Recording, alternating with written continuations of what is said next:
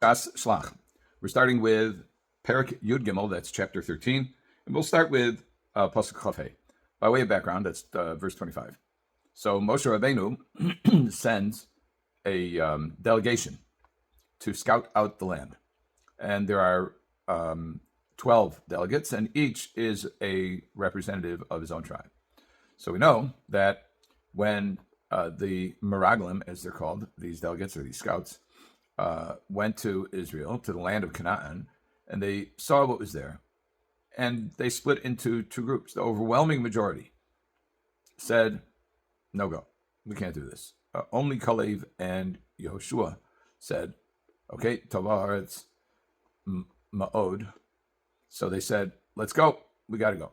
So there's a dispute among the delegates as to whether, at the end of the day, the land of Israel is worth their going into it. Now, what exactly is the nature of this dispute? Some say that the majority report, if you will, was based on a concern that the children of Israel would not be able to maintain their relationship of closeness with the Almighty if they're placed in a position where they feel compelled to earn a living a different way, to cut a corner, etc. So when your existence is supernatural, in a sense, in other words, you're fed by the mun, not by working for a living. So then, in that case, your work could actually consume all of your available time, and it could leave you distracted from serving God. So that is one rationale. I heard this from Rav Goldvicht many years ago. He was the Rosh Yeshiva, the head of Yeshivat Keren B'Yavne. When they come back and give the report, so they say as follows. Now we're going to Chav Zayin, which is 27, Vayisapru lo, and they recounted to him, Vayimru banu el haaretz asher shalachtanu. We actually went through the land. We came to the land to which you have sent us. V'gan zavas chalav udvashi v'zeh priyah. It is flowing with milk and honey, and this is its fruit. Now they're about to give bad news. They're about to say, no go. As a matter of fact, let's read it, and then we're going to go back and find out what is exactly the continuity between these two verses.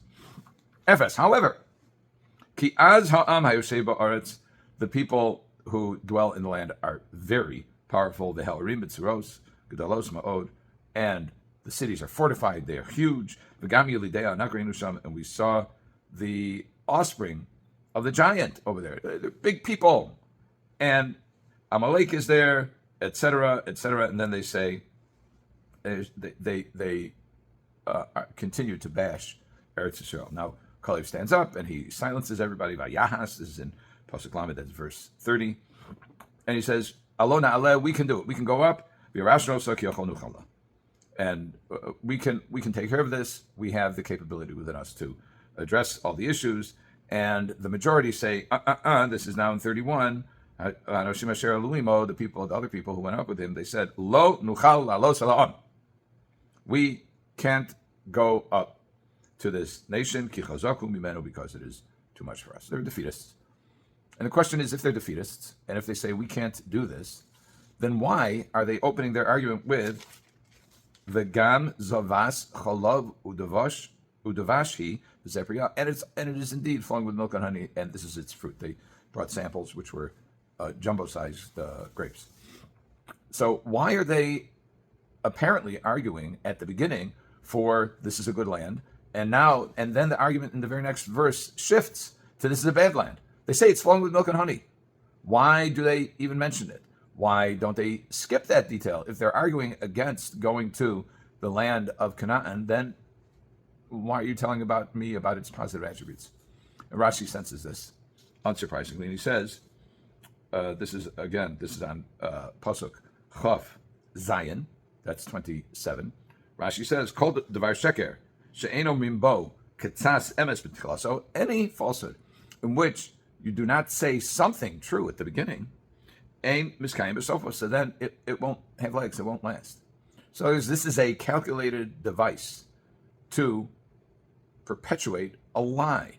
This is telling a truth to sustain a lie. Any lie that does not have some element of truth in it at the beginning won't last. Wow. So if we can generalize from this, what we see is that a sustainable lie must have an element of truth. We see that Korach also has something similar. He says, Kol ha'am kulam kadoshim. All of the people are holy. And the argument is, among others, that they were at Mount Sinai. All the people witnessed revelation. And he says, and why should you prevail? Why should you lead? Why should you lord over the community of God? Now, there, the truth actually is consistent with the argument. The argument is a bad one. The argument is that the people are all holy, so why should you, Moshe, be the leader of them? Now, ultimately, Korach apparently is angling for himself, but we can get to that perhaps in next week's Parsha. But the point here is that there seems to be, in the nature of a concession of Zavas Cholav Udavashi V'Zefriya, that the land is flowing with milk and honey. And according to Rashi, this is an argument. This is a device to protect and sustain the lie being that the land is too rough for us. We will not be able to succeed. We won't be able to conquer it. We won't be able to inhabit it. Later on, it's a land that consumes its inhabitants. So we can kind of extract from this a principle, which is that when we're looking at argumentation or when we're listening to and analyzing argumentation, frequently we'll say, oh, he's got a point. Oh, that makes sense. In other words, when the person presenting the argument makes a point that is indeed truthful or indeed a valid argument, sometimes we tend to give the entire argument credibility because he shared some aspect of truthfulness at the beginning. And that is precisely Rashi's point. The fact that there's an element of truth in somebody's argument does not mean that the argument is sound. It doesn't mean that the entire representation is truthful. In fact, it's necessary to have truth in your falsehood if you want your falsehood to succeed. So when we think about arguments in today's political realm, especially around the ownership or proprietorship of the land of Israel, we hear lots of claims. And some of them have an element of truth. There is an element of truth in saying that there are people who are suffering in that land. And there are people, but that doesn't mean that they have superior title. It means that they're suffering in the land. There is an expansion, if you will, of perceived legitimacy when somebody, a cunning liar, as these leaders were, there is a perception of legitimacy when a cunning liar inserts, especially at the beginning, a declaration that would seem to benefit the other side. But they're really benefiting themselves. A lie needs some leg to stand on. Chazal observe that the word lie in Hebrew, which is sheker, has no legs.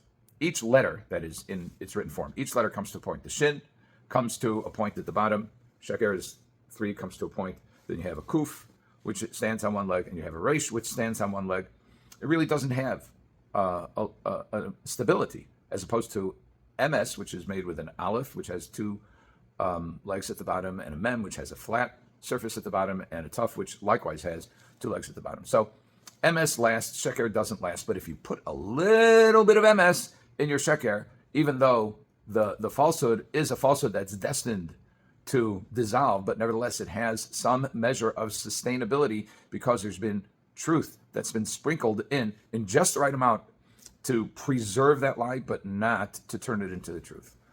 And there's the lesson, or a lesson from this, is when we hear somebody make an argument that we know is false and that contains some element of truth, that we should not be fooled by this element of truth to project legitimacy to the entire argument.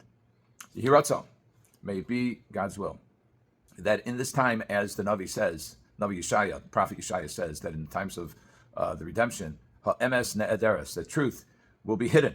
And this is quoted in a Mishnah at the end of Masechah Sota as well. Ha'emes ne'ederes. There's a list of various characteristics of the time of redemption. And one of them is that truth will be hard to find. And don't we know it? The truth is very hard to find. And one of the ways to find the truth is to be able to discern a kernel of truth within the falsehood. Not to believe the entire falsehood because it has a kernel of truth, but rather to identify it as a falsehood and to understand that the truthful element within it is the aspect that preserves the falsehood. But we shouldn't be fooled. Our claim to the land is the superior claim to the land. It is a good land, and it is worthy of our possessing it. And the question is, are we worthy of possessing it? That is the question of the hour, and with the help of the Almighty, we will all witness a resounding yes to that question. Have a good Shabbos.